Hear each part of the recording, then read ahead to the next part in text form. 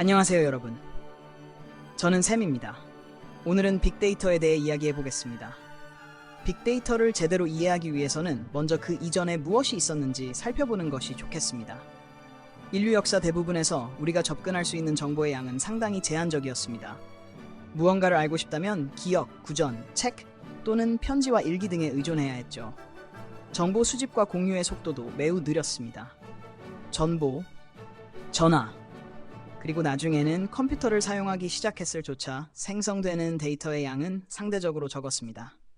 그러다 20세기 후반에 들어서면서 컴퓨터가 더 강력해지고 데이터 저장 비용이 저렴해졌으며 인터넷이 이전에 없던 방식으로 전 세계를 연결하기 시작하면서 상황이 극적으로 바뀌었습니다. 2000년대 초가 되자 일상에서 상상도 못할 규모의 데이터가 매일 생성되고 있었습니다. 갑자기 거대한 데이터 세트를 다루는 주체가 정부나 대규모 조직에 국한되지 않고 스마트폰을 가진 일반 사람들 또한 이 방대한 데이터 생산 체계의 한 축을 담당하게 된 것이죠. 그러나 단순히 엄청난 양만으로 빅데이터가 정의되지는 않습니다. 빅데이터를 이해하기 위해서는 흔히 말하는 세 가지 V를 생각해 보면 좋습니다. 바로 규모யும், 다양성, variety, 그리고 속도입니다. 규모는 엄청난 정보량을 의미합니다. 수많은 트윗, 수십억 건의 페이스북 게시물, 수조에 달하는 기계, 장치, 차량 등의 센서 판독값이 매일 쏟아집니다.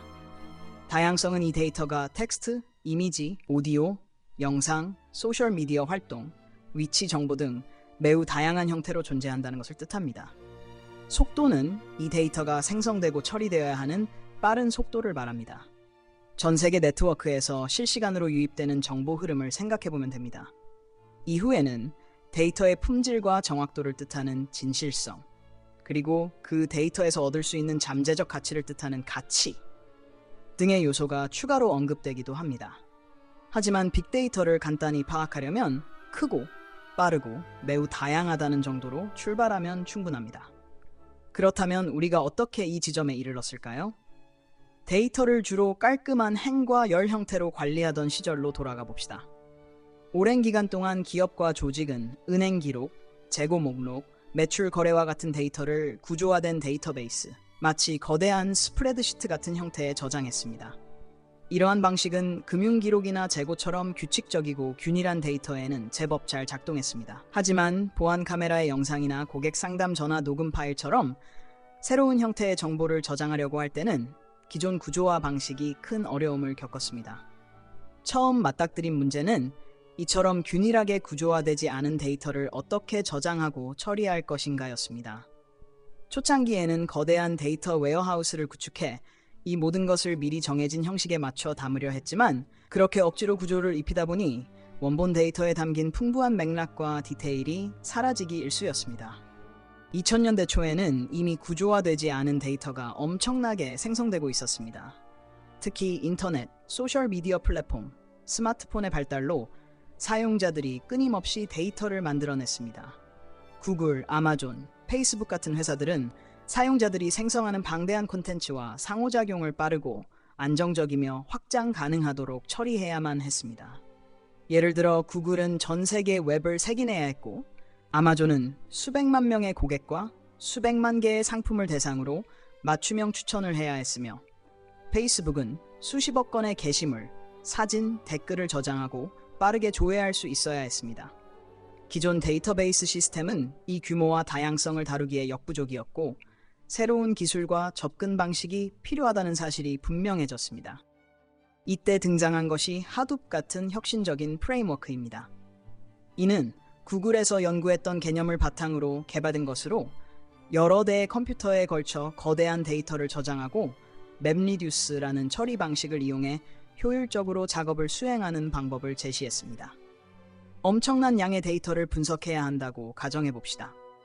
한 방법은 이 모든 데이터를 하나의 강력한 컴퓨터에 몰아넣고 처리하는 것이지만 이는 금전적으로나 기술적으로나 금방 한계에 부딪힙니다.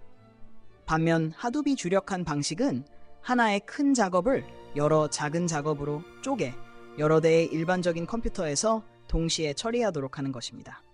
일종의 분산 처리 개념으로 많은 사람들이 함께 나누어 일을 하니 작업 속도가 빨라지고 굳이 하나의 초고성능 컴퓨터에 의존하지 않아도 되는 이점이 생기는 것이죠. 이러한 데이터 컴퓨팅 분산 처리 방식은 오늘날 빅데이터 분야의 핵심 토대를 닦았습니다. 이처럼 구조화되지 않은 방대한 데이터를 처리할 수 있는 기술이 마련되면서 완전히 새로운 가능성이 열렸습니다. 과거에는 조직이나 분석가가 주로 정형화된 데이터 기록에만 의존했지만 이제는 텍스트 문서, 웹사이트, 소셜미디어 피드, 사진, 동영상, 각종 기계 차량 기기에서 나오는 센서 로그, 스마트폰 GPS 정보 등 다양한 데이터를 분석할 수 있게 된 것입니다. 이를 통해 과거에는 보이지 않던 패턴과 통찰을 발견할 수 있게 되었고, 기업들은 수백만 수천만 건의 사용자 클릭을 통해 사람들이 어떤 콘텐츠를 좋아하는지, 어떤 상품을 구입할 가능성이 높은지, 혹은 하루 중 어떤 시간에 가장 활발한지 등을 파악할 수 있게 되었습니다.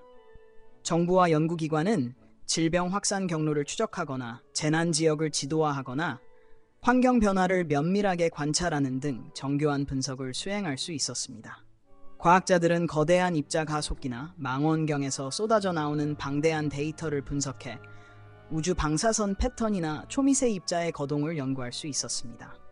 하지만 빅데이터는 단지 그것을 가능하게 하는 기술만을 말하지 않습니다.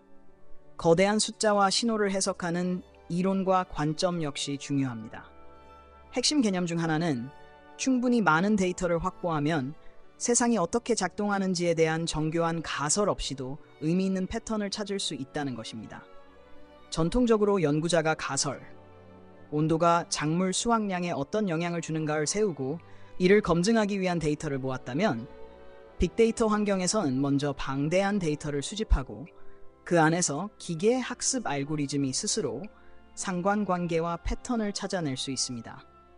이는 때때로 사람의 직관으로는 떠올리기 힘든 새로운 인사이트를 제공하기도 합니다. 그러나 이러한 변화는 동시에 여러 도전과 책임을 수반합니다. 데이터를 더 많이 모은다고 해서 무조건 더 나은 통찰을 보장하는 것은 아닙니다. 데이터가 지저분하거나 불완전하거나 편향적이거나 정확하지 않다면 그 데이터로부터 도출된 결론 역시 왜곡될 수밖에 없습니다. 특히 인간의 행동에서 생성되는 데이터는 인간의 편견, 사회적 불평등, 역사적 차별 등을 그대로 반영할 수 있으므로 이를 제대로 처리하지 않으면 알고리즘이 그 편향을 그대로 학습해 재생산할 수도 있습니다. 이러한 이유로 데이터의 출처와 품질을 신중하게 평가하는 것이 매우 중요합니다. 또한 윤리적 문제, 사생활 보호, 법적 제한 등을 고려해야 합니다. 수집할 수 있다고 해서 모든 데이터를 무작정 모으는 것이 옳은 일은 아니며, 분석할 수 있다고 해서 그것을 무조건 활용하는 것 역시 적절하지 않을 수 있습니다. 빅데이터는 엄청난 가능성과 동시에 그에 따른 위험도 품고 있는 것입니다. 빅데이터에서 흔히 등장하는 또 다른 개념은 상관관계와 인과관계의 구분입니다. 통계나 과학 분야에서는 두 변수가 상관관계를 보인다고 해서 하나가 다른 것을 유발한다고 볼 수는 없음을 강조합니다. 예를 들어 아이스크림 판매량과 익사사고 건수 모두 더운 여름철에 증가한다고 해도 이것이 서로 영향을 주고받는 인과관계를 의미하는 것은 아니죠. 빅데이터를 다루다 보면 수많은 상관관계를 손쉽게 찾을 수 있지만 이를 현명하게 해석하는 것이 관건입니다. 알고리즘이 찾아낸 연결고리를 어떻게 이해하고 어떤 연결이 의미 있고 어떤 것은 우연인지 구분하는 것은 결국 인간의 몫입니다. 빅데이터 분야가 발전함에 따라 새로운 도구와 프레임워크도 탄생했습니다. NoSQL이라 불리는 데이터베이스는 사전에 정해진 스키마 없이 유연한 형식으로 데이터를 저장할 수 있게 해줍니다. 다양한 형태의 데이터를 다루기가 한결 쉬워진 것이죠. 이어서 실시간으로 데이터를 받아들여 처리하는 스트리밍 플랫폼도 등장했습니다. 예를 들어 긴급 속보가 전해질 때 트윗을 실시간 모니터링하거나 풍력 발전기의 센서 데이터를 실시간으로 분석해 고장 가능성을 미리 감지하는 식입니다. 그리고 클라우드 컴퓨팅의 확산으로 거대한 데이터를 저장하고 분석하기가 훨씬 간편하고 경제적이 되었습니다. 자체 서버를 구매하고 유지 관리하는 대신 필요한 만큼만 클라우드 서비스를 빌려 쓰면 되니까요. 빅데이터 처리 능력이 커지면서 우리 사회의 목표 역시 한층 커졌습니다. 스타트업이든 대기업이든 보다 지능적인 시스템을 만들기 위해 경쟁하고 있습니다. 영화나 음악을 추천해주는 추천 엔진부터 수십억 건의 금융거래 중 이상 징후를 찾아내는 사기 탐지 시스템, 고장 직전의 기계 정비 시점을 예측하는 예지 정비 알고리즘까지 다양한 곳에서 빅데이터가 활용되고 있습니다. 핵심 아이디어는 충분히 많은 양질의 데이터를 확보하면 미묘한 패턴을 포착하고 결과를 예측하며 경험을 통해 학습할 수 있는 모델을 만든다는 것입니다. 이는 빅데이터가 인공지능, 기계학습 분야와도 밀접하게 맞물려 있음을 보여줍니다. 기계학습과 인공지능은 방대한 양의 데이터를 먹이 삼아 발전하기 때문입니다. 빅데이터가 이렇게 강력해진 이유는 단순히 데이터가 많아졌기 때문이 아니라 그 정보를 통해 이전에는 불가능했던 방식으로 학습할 수 있게 되었기 때문입니다. 예를 들어 의료 분야를 생각해보면 의사, 병원, 연구기관들은 환자 기록, 유전자 정보, 웨어러블 기기 측정값, 생활 습관 등 다양한 정보를 통합해 질병, 치료, 예방에 대한 통찰을 얻을 수 있습니다. 이를 통해 특정 위험인자의 조합이 빠른 질병 조기 발견과 연관되어 있다거나 특정 유전자 프로필을 가진 환자들에게 특정 치료법이 더 효과적이라는 사실을 밝힐 수 있습니다. 농업 분야에서는 토양 데이터와 과거 기상 정보를 분석해 파종 시기나 물 주는 시기, 수확 시기를 최적화할 수 있습니다. 교통 분야에서도 도로 센서와 내비게이션 앱에서 쏟아지는 방대한 데이터를 실시간으로 분석해 교통 혼잡을 효율적으로 관리할 수 있게 되었습니다. 이처럼 크고 작은 개선들이 쌓여서 데이터 기반 의사결정이 점점 더 일상화되고 있습니다. 한편 빅데이터는 아직도 진화하고 있다는 점을 기억해야 합니다. 초창기에는 그저 많은 데이터를 가지고 이를 처리할 수 있는 도구가 있다는 것만으로도 엄청난 장점이었습니다. 그러나 시간이 흐르면서 이제는 단순히 데이터를 모으는 것이 아니라 그 데이터를 어떻게 의미 있는 통찰과 행동으로 연결할지가 더 중요해지고 있습니다. 이때 핵심적인 역할을 하는 것이 데이터 사이언스입니다. 통계, 컴퓨터 과학, 현업 도메인 지식이 만나는 교차 지점에서 탄생한 이 분야에서는 알고리즘을 구사하는 기술뿐 아니라 문제의 본질을 이해하고 데이터를 깔끔하게 정제하며 수학과 코드를 모르는 이들에게도 결과를 쉽게 설명하는 능력이 요구됩니다. 마지막 단계인 소통은 특히 중요합니다. 아무리 훌륭한 통찰이라도 누구도 이해하지 못하고 활용하지 못한다면 아무 소용없기 때문입니다. 지금 우리가 빅데이터 이야기를 이렇게 쉽고 친근한 말로 풀어보는 이유 역시 이 지식을 필요한 사람들이 제대로 활용할 수 있도록 돕기 위해서입니다. 또한 변화의 속도에도 주목할 필요가 있습니다. 불과 20년 전만 해도 하루에 엑사바이트, 10억 기가바이트 단위의 데이터를 다루게 될 것이라고 상상하기 힘들었을 것입니다. 이제는 이러한 엄청난 수치가 그리 낯설지 않을 정도로 익숙해졌죠. 그리고 계속해서 새로운 데이터 원천이 등장합니다. 이른바 사물 인터넷의 확산으로 인해 전 세계의 수많은 디바이스가 연결되어 가정의 스마트 온도 조절 장치부터 공장 생산 라인의 센서까지 수많은 정보를 끊임없이 만들어냅니다. 자율주행차는 초당 엄청난 양의 데이터를 생성하고 이를 실시간으로 분석해 주변 상황을 파악하고 판단을 내립니다. 드론, 위성, 의학용 이식장치, 환경 모니터 등도 각각 어마어마한 데이터를 생산하며 이 모든 데이터를 수집, 저장, 처리, 분석해야 합니다. 이런 상황에서 우리는 더욱 유연하고 열린 사고방식을 가져야 합니다. 하둡, 클라우드 컴퓨팅 등으로 데이터 폭증을 해결해온 것처럼 앞으로 등장할 문제와 기회 역시 새로운 접근 방식을 요구할 것입니다. 이미 분산 컴퓨팅, 엣지 컴퓨팅, 데이터가 생성되는 곳 가까이에서 처리, 고급 기계 학습 기법, 딥러닝 프레임워크 등 다양한 시도가 이루어지고 있습니다. 미래에는 양자 컴퓨팅이 오늘날의 문제를 간단히 해결할 수도 있고 혁신적인 데이터 압축 및 암호화 기술이 거대한 데이터 파이프라인을 더 안전하고 효율적으로 만들 수도 있습니다. 한편 인간적인 측면도 잊어서는 안 됩니다. 빅데이터가 급성장하면서 감시, 사생활 침해, 데이터 소유권 등에 관한 논의가 점점 뜨거워지고 있습니다. 누가 이 데이터를 통제해야 할까요? 기업이 고객 정보를 무기한 보관해도 될까요? 개인정보가 부당하게 사용되는 일을 어떻게 막을 수 있을까요? 국가별로 엄격한 데이터 보호법을 도입해 기업들이 투명성과 책임감을 갖추도록 하는 움직임도 있습니다.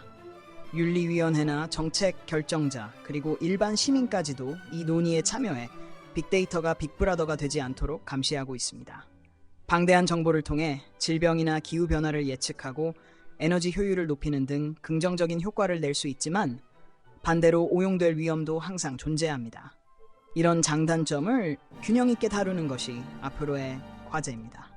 결국 누군가 빅데이터란 무엇인가요? 라고 물었을 때 그냥 데이터가 엄청 많다는 거죠? 라고만 답하기엔 부족합니다. 빅데이터는 우리가 스마트폰, 거래, 소통, 이동 등을 통해 만들어내는 방대한 정보를 분석해 새로운 사실을 발견하고 복잡한 문제를 해결하는 시대적 흐름을 뜻합니다. 작은 표본과 수작업 모델에 의존하던 시각에서 벗어나 종종 구조화되지 않은 방대한 데이터 소스를 기계가 엄청난 속도로 분석해 패턴을 찾아내는 패러다임의 변화이기도 합니다. 빅데이터를 가능하게 한 기술, 그 방대한 정보 속에서 의미를 찾는 방법론, 그리고 이를 올바르게 활용하기 위한 윤리적 원칙 모두가 합쳐져 빅데이터를 완성합니다. 무엇보다 빅데이터는 인간의 호기심과 창의성에 대한 이야기이기도 합니다. 우리는 거대한 데이터의 바다에 둘러싸이자 그 바다를 탐험할 배를 발명했습니다. 그 배가 바로 강력한 서버, 분산 처리 프레임워크, 지능형 알고리즘입니다. 그리고 이 항해를 통해 발견한 새로운 인사이트와 이해는 계속해서 더 먼 곳을 탐색하도록 이끕니다. 이 여정은 아직 끝나지 않았습니다. 사실 이제 막 시작일 뿐입니다. 앞으로 데이터는 더 많아지고 더 복잡해지며 우리가 얻을 수 있는 기회도 더욱 커질 것입니다. 그 과정에서 책임감 있게 접근하고 올바른 질문을 던지며 적절한 안전장치를 갖춰 나간다면 빅데이터는 더 똑똑하고 효율적이며 공정하고 인간적인 세상을 만드는데 큰 도움이 될 것입니다. 마지막으로 빅데이터의 본질을 이해하는 데에는 별도의 학문적 배경이 꼭 필요한 것은 아닙니다. 핵심은 우리 주변에서 전에 없을 정도로 엄청난 데이터가 쏟아져 나오고 있고 이를 이해하고 활용할 수 있는 수단이 생겼다는 사실을 인식하는 데 있습니다. 예를 들어 내가 볼 만한 영화를 추천받는 것부터 희귀 질환을 조기에 진단할 수 있는 패턴을 발견하는 것까지 빅데이터는 기술, 지식, 일상생활이 만나는 지점에 존재합니다. 우리가 소셜미디어 피드를 스크롤하면서 느끼지 못할 수도 있지만 사실 우리는 빅데이터라는 거대한 실험에 참여하고 있고 동시에 그 혜택도 누리고 있습니다. 우리가 클릭하는 작은 버튼 하나, 소비하는 작은 콘텐츠 하나가 이 거대한 데이터 바다에 한 방울씩 더해집니다. 그러한 작은 방울들이 모여 큰 질문의 답을 찾고 시급한 문제를 해결하며 더 나은 미래를 설계하는 데 기여할 수 있습니다. 오늘은 여기까지 하고 다음 에피소드에서 다시 뵙겠습니다.